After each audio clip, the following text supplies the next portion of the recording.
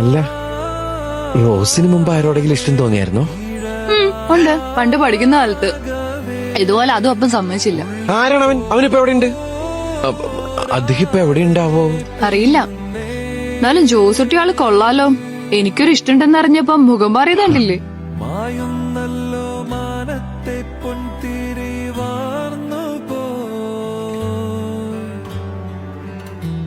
തേങ്ങുന്നല്ലോ തീരങ്ങൾ നോവിലലിഞ്ഞു പോ. റോസേ, താരം വാനിൽ മായുന്നേ. ആരാണ് അയാള്?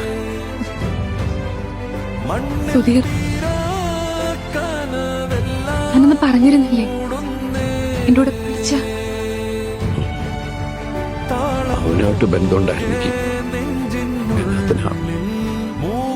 എല്ലാത്തിനും എന്നെ കിട്ടി. ഇനി ഞാൻ എന്നാ ചെയ്യണ്ടേ? എനിക്കറിയില്ല.